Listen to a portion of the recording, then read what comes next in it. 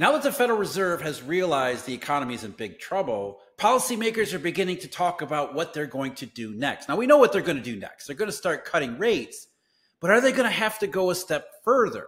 The markets are already anticipating an aggressive series of rate cuts. We've been talking about that as the yield curve is uninverted. And now that commodity prices are melting down in other markets, even stocks are being drawn into the mix, we have to ask the question, how will policymakers really respond to what's turning out to be a much bigger problem than they had anticipated, which is no surprise. That's how these things always go. So the question is, will the Fed do a QE before they get too far into their rate cuts? As one of the potential options for Federal Reserve policymakers to try to get ahead of the curve, because as we're seeing in the marketplace, they are already well behind. And I don't mean necessarily the Treasury curve or the forward rate curve, mostly about how the economy is developing. Because we sat here just a couple months ago and Fed official after Fed official said, sticky CPI, higher for longer. We might have to do a rate cut this year. Now, all of a sudden, because they're so far behind, they feel they have to catch up. And so we all need to be prepared for how the Fed is going to respond to what is increasingly a pretty ugly situation as it's developing across the marketplace. And according to the most recent data, especially payrolls, there's indications the real economy is starting to really fall off here as well, which is no surprise. These things all go together.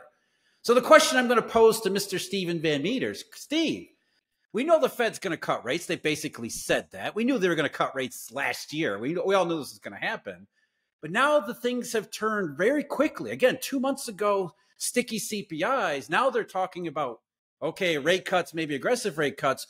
Do you think there's a possibility here, even a good possibility, that as they start cutting rates and it doesn't work, before they ever get to zero or even close to zero, maybe they just do a couple 50 basis point rate cuts and say, this isn't working. Let's throw a QE on top. So we're talking like a QE maybe early next year. Is that even possible? Yeah, Jeff, I totally agree with that. Now, let's talk first about how did we know the Fed was going to cut rates when the Fed didn't know they were going to cut rates, and that is the predictive power of the yield curve, which is notable because we have this very long inversion, and then after a while, what happened is people said, well, it didn't predict the recession this time, so it must be completely worth it.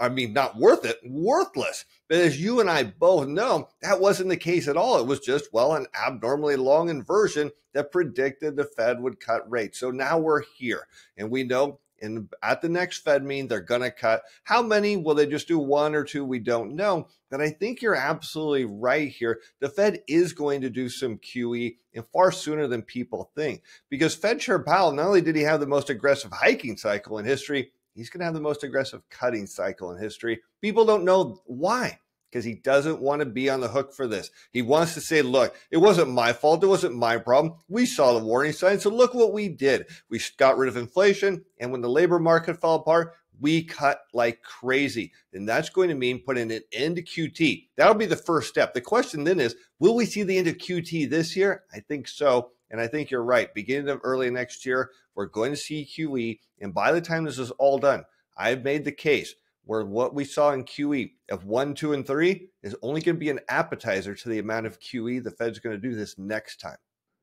You said, I think it was last week or the week before, that you believe, I mean, the Fed has excuses lined up. They're not sure exactly what it is, but they're going to say, we had this economy good. We had the soft landing all lined up. And then, oh no, something happened that just we couldn't foresee. Nobody could anticipate. And so now we have to respond in really, really aggressive fashion. Rate cuts won't do it this time because this thing that nobody could possibly anticipate showed up. And it's probably just, they'll just find some minor thing to blame. And that will have to accelerate their schedule because they don't want to just sit there and say, okay, the economy looks a little weak. We don't want to overreact to it. They have to have some excuse that allows them to then pull the trigger. They said, okay, the economy was just a little bit weak. It's a little bit weaker than we thought. So we did a couple of rate cuts, but it's now this other thing happened. We really have to be really aggressive here. And so then they pulled the trigger on, blaming whatever it is. But I mean, you said that just a couple of weeks ago. Just watch out for how the Fed is going to come out and say, we didn't anticipate this. So this is something very different. Now we have to respond to it because they say they're data dependent. We all know what that really means. It means they react to the things as they develop, which means they're always going to be behind. Because by the time we get the payroll report that looks really ugly, uglier than they are now, that's already a couple of months in arrears. So I think in order for the Fed, and you said this, in order for the Fed to get ahead, they're going to have to say this thing went wrong that we didn't anticipate, which is going to require us to shut down QT, start really cutting rates. And then, I mean, there's a QE out there. There has to be. Yeah, Jeff, something maybe I want to get your opinion on that I've been thinking about is a lot of people forgot about this thing called the Bank Term Funding Program. And this was a 1-year loan that banks had to pay back. And we're kind of in this kind of like lull period where there's not really a lot needing to be paid back, but there's a certain point where the banks start to catch up and have to actually pay down these loans. That's going to be a problem because we know they don't have the money, particularly small and mid-sized regional banks that borrowed a lot of this money. That could be the Fed's excuse to say, hey, look, it's not our problem. They couldn't manage their money right. We've got to do QE. We've got to increase bank reserves because as you and I both know, those are like the most important thing in the banking system that's ever been created. I mean, it's so critical. I mean, it's more important than gold. If you have a bank reserve, you're probably one of the richest people in the world. So yes, of course, I say this jokingly and Jeff's just trying to contain himself here. But, could that be the catalyst? Is something goes wrong with the banks again? Steve, that's something I was thinking about too, because the BTFP has just kind of plateaued. I mean, it's still going down because it has to. Banks have to repay the loans they're taking out, but nobody in the BTFP seems to be willing to prepay, which is odd because short-term money rates are starting to go down. You look at three-month SOFR, even 1 month SOFR, those are dropping, which means if you're using the BTFP as sort of like a cheap funding source because you got a good deal last year, whatever the case may be, it's no longer a cheap funding source. And yet we're not seeing the BTFP being paid down. Another thing that came up too, that I talked about in a recent video, primary credit, the discount window. Primary credit in the early part of August when everything was going wrong, banks repaid that. There was a somewhat of an increase in the primary credit after the BTFP was shut down earlier this year, which meant that some firms, some banks rolled off the BTFP and into primary credit, which is what the Fed wanted. The Fed said, hey, come on over to the discount window. We've got all the funding you need. A couple banks did that. The primary credit got up to around $7.5 billion, somewhere around there, and it was pretty steady. And then we got all of that distress in August, and banks paid it off. They got out of the discount window. It was almost like stigma came roaring back. So, Steve, I wonder if that may be something as a potential trigger. As you're saying, it's like, I mean, that makes perfect sense. And it doesn't even have to be a big thing. It could just be the banks are looking a little bit more questionable and the Fed go, okay, that's it. That's our thing. This is it. We're going to do QE now because we got a couple things that don't look right.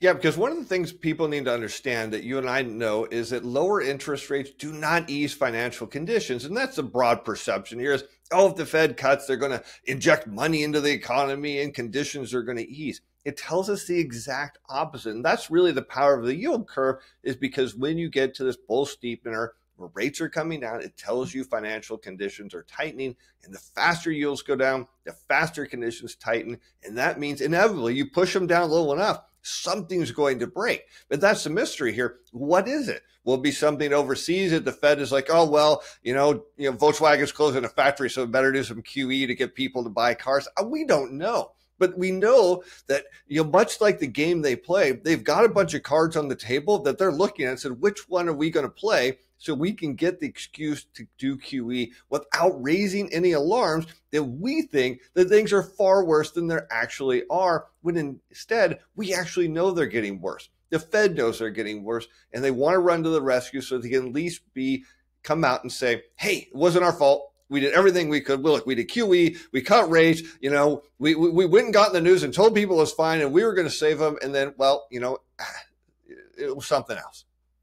Yeah, I think that's one of the points and one of the things that we keep bringing up is, the Fed is Fed. Why do we talk about the Fed so much? First of all, it's because everybody does, because everybody's told it's the biggest thing out there. But the Fed is actually useful in a different kind of way. How the Fed reacts to conditions can tell you about those conditions, because if even they see this, then it's okay.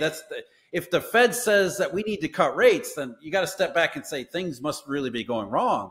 And that's one of the things you and I were talking about before we started recording. Christopher Waller, who's a Fed governor, so he's a voting member of the FOMC, and he was so hawkish. He was talking about rate hikes and potentially higher for longer. I mean, we're talking just a couple months ago. It's not even that long ago. And just this week, he came out and said, the balance of risks have shifted toward the employment side of our dual mandate. No surprise. Then he said policy needs to adjust accordingly, which is exactly what Jay Powell said at Jackson Hole. But then Waller added, the current batch of data no longer requires patience. It requires action. And he does not mean rate hikes. He's not talking about sticky consumer prices. He's talking about the payroll reports that we've got. And the payroll reports aren't even as bad as the real economy likely is because payrolls are still overstating labor growth. So we watch the Fed as they watch the economy too. And of course, they never really get it right. But when they start to change, and when they start to change this quickly, that is a signal that you want to look at and want to confer, or look at as a piece of confirmation, especially if you're invested in, say, the stock market. Because as history shows, as Steve, you were just talking about, the yield curve uninverts in the bull steepening fashion, rates go down, and then the Fed says, yeah, we see the same thing too, and then they add rate cuts to it. That's just very powerful confirmation that things are not going well, and that's the last time you want to be heavily invested in risky assets.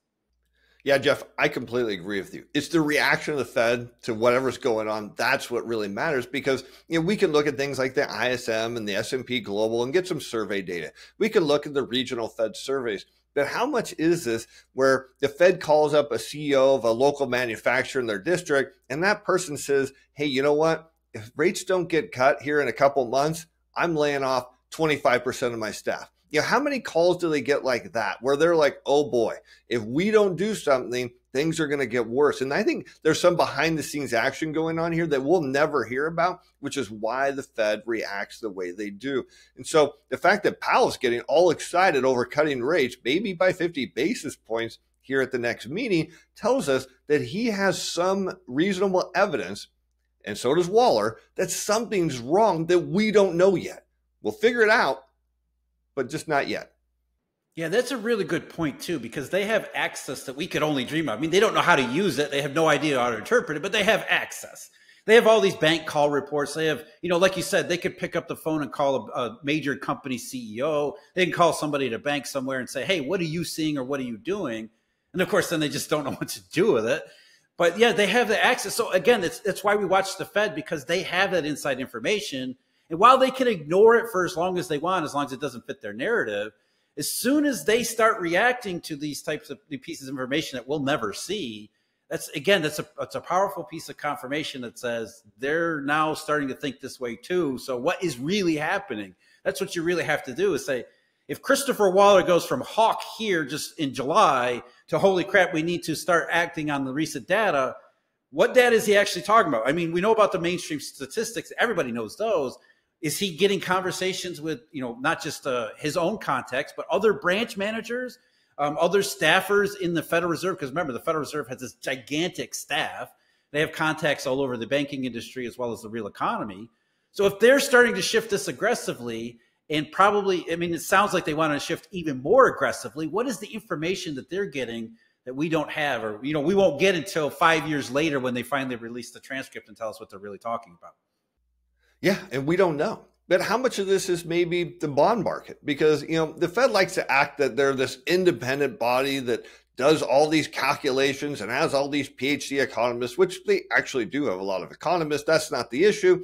But that somehow their calculations tell them exactly where the federal funds rate needs to be, if it needs to be a little tight to slow down inflation, or neutral, or even easy. They act like they have some magic control. But Jeff, isn't it really just a 2-year treasury yield that they're following here? And they see, hey, it's going down, and maybe we got this totally wrong because this is not good. That's, I think, when we look at the rates, you're right, Steve. 2 years has been so incredibly helpful. When you get past, like you said in the beginning part of this video, once you get past the idea that some of these cycles can be very long, and I know it's really easy to lose patience and say, okay, the inversion was March of 2022. And, at the end of 2023, you got GDP skyrocketing. The payrolls look good. The Fed says higher for longer, sticky CPIs. It's really easy to lose sight of what the yield curve is saying. Or it's really easy to say that this time is different. But we hear that every single cycle. And what if the 2-year doesn't move and the 2-year 10-year spreads, they don't really change? You got to have that patience. You got to have that resolve to stick with it. And you're right. As soon as the 2-year makes an aggressive move in one direction or another, as it has over the last, going back to really June, right, Steve? Middle of June, the 2-year started to really go down. And I'll bet you're right. I think that started the conversations at the Fed. The Fed started talking about, hey, what's going on with the 2-year? They started picking up the phone and calling all the bankers and say, what are you guys doing with this 2-year? We know you're hoarding treasuries. We can see it in the reports. What are you guys doing? And so as the 2-year's going down, I agree with you. I don't think it's an accident that the Fed changed its tune as the market is becoming more and more confident that things are going in the wrong direction. I think that ultimately that's what it really is about. I mean, again, it's very easy to have lost sight, very easy to have lost patience. It's very easy to say this time is different because it's understandable. It's a long period of time. You think, okay, we've been waiting for all this time, but then it shows up. You got to be on top of it. You got to get back into that mindset that says, okay, the 2-year's now making a move. The treasury market's making a move. It's being confirmed by gasoline prices that are down by 20% in the last week. Okay. And so all of this stuff, the Fed is now saying we have to aggressively cut rates. All of these things together. Whatever you thought 2 months ago, you got to be prepared for a completely different situation. Yeah, absolutely. Because how many times does the Fed cut rates before 2-year treasury yields fall? Well, at least based on my charts, I can't find one instance. So maybe there's one somewhere that I just overlooked. But 2-year yields always lead it lower. And I love your comment of, hey, maybe they call the banks and say, why are you guys hoarding treasuries? And I was laughing because this reminds me of China, how Beijing was like, hey, banks, stop buying 30-year bonds. You're making us look bad here. And so the Fed doesn't get it. In fact, I think you just illustrated the exact point you're trying to make is like, they're calling the banks. Why are you buying these bonds? It's not about that. That's not how it works. But that's the perception. And it's all completely wrong. But we know 2-year treasury yields are putting fear in Powell's heart that he made the wrong move. He should have cut last month. As you said, Jeff, you made the call. You say he should have cut. He's going to have to cut in September. How much we don't know. But the only question is, how fast does 2-year yields go down as before Powell has to keep cutting before the end of the year? Yeah, then I think that's why I think to try to get ahead of everything, there's going to be a QE in there just to spice it up a little bit, to say, okay, we see this weakness and we're not afraid. We're going to act really aggressively. We're going to come out there with more rate cuts than you can imagine, and we're going to do QEs and everything. We're going to shut down QT. I honestly, Steve, I think that's the shocking or the surprise, because you know how the Fed works. They have to surprise the market. So they're going to come out with a surprise in September and say, not only are we going to do 50 basis points, we're also going to stop QT right here just to get everything ready. I think that's, with Waller's comments and everything that's come out of the Fed and everything that's going on, I mean, look at the markets melting down. The stock market is reversing. I think the Fed knows they got to come out with something big, but they got to do it in such, they got a really fine needle to thread through here, because they don't want to come off too panicky, but they also want to come off as we're in control. We've got this. We're moving aggressively. But so there's a lot that the Fed has to do. And I think the first thing is we're done with QT, rate cuts, and all of that stuff. That's what we got for September. Jeff, if the Fed ends QT at the next meeting, that to me will be very interesting. And they'll spin it in such a way that says, hey, we're just a little concerned that things are cooling off a little fast, and we're going to temporarily watch. They'll say it's just temporary. We're going to stop it for a while. And then when things settle down, we'll bring it back. But of course, you and I know they're not going to bring it back. No, and it doesn't matter either. I mean, again, like whether they stop QT or do another QE, that doesn't actually help. Again, what we're really doing is looking at the Fed as confirmation, another angle of confirmation in an ocean of confirmation all over the place.